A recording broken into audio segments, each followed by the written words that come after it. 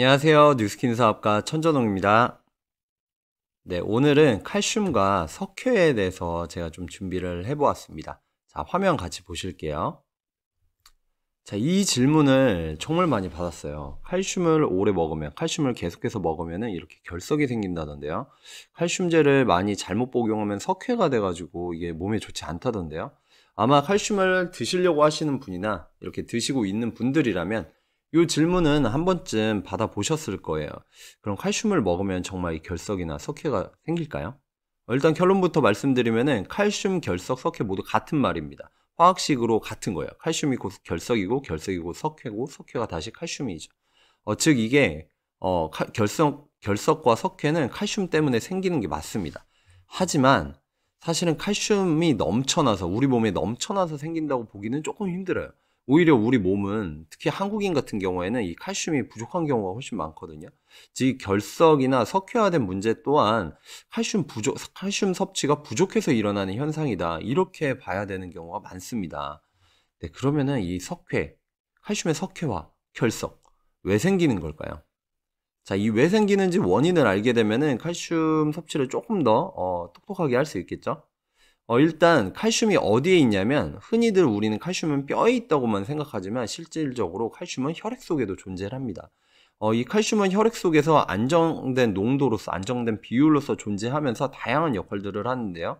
신경을 안정시켜주거나 혈압을 조절하거나 근육을 수축 이완하는 등 다양한 역할들을 하게 됩니다.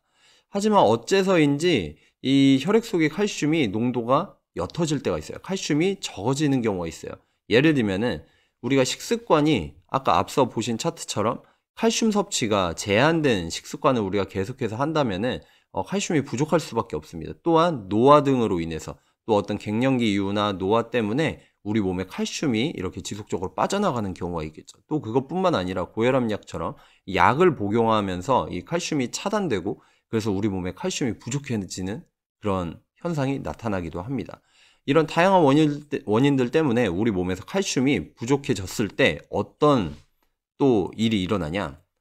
이런 빵이나 육류나 커피, 초콜릿, 음료수 등 이런 가공식품, 이런 산성식품을 많이 먹게 되면 우리 몸은 점점 산성화가 돼요. 그럼 우리 몸이 혈액이 산성화가 됐을 때 이걸 또 뭐가 중화시켜주냐? 칼슘이 이를 중화시켜주는 역할을 하게 됩니다. 근데 앞서 보신 것처럼 칼슘이 우리 몸에서 부족해지는 상황에서 우리 몸이 산성화되면 이걸 누가 중화시켜줄까요? 여전히 칼슘이 중화시켜줘야겠죠. 그럼 그 칼슘이 어디서 오냐? 당연한 얘기지만 뼈에서 옵니다. 뼈에 있던 칼슘이 혈액 속에 칼슘이 부족해지니까 나 부족해 SOS를 청하는 거죠. 그럼 뼈에 있던 칼슘이 마구마구 빠져나오면서 혈액 속으로 들어가게 돼요.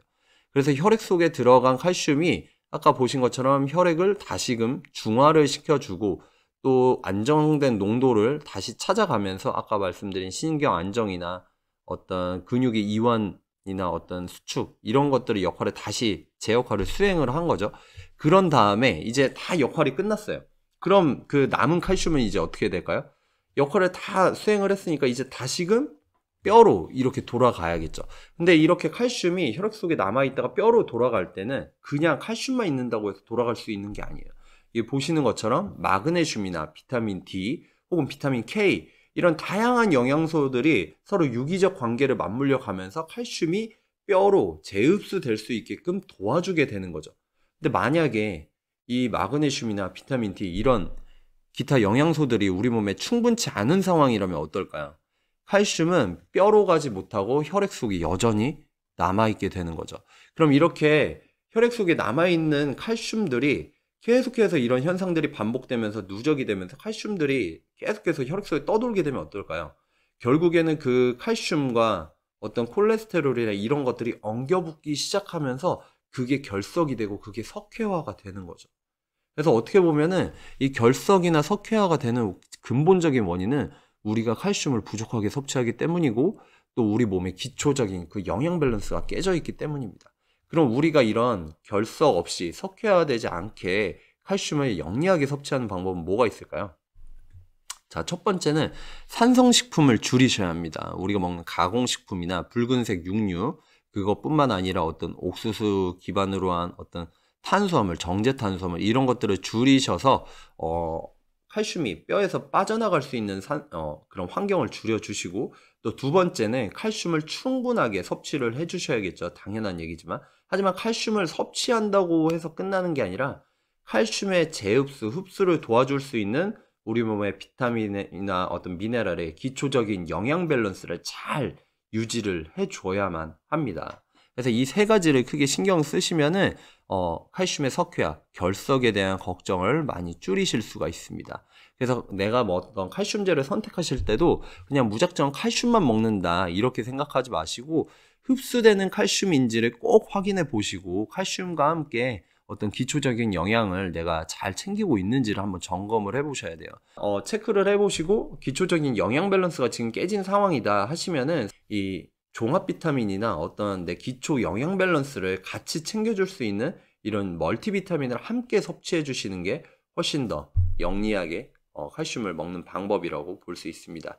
네, 제가 오늘 준비한 부분은 여기까지고요. 꼭 내 몸을 먼저 점검해 보시고 나에게 부족한 게 뭔지 먼저 파악해 보시고 영리하고 똑똑하게 섭취하시면서 건강한 몸 만드셨으면 좋겠습니다. 감사합니다.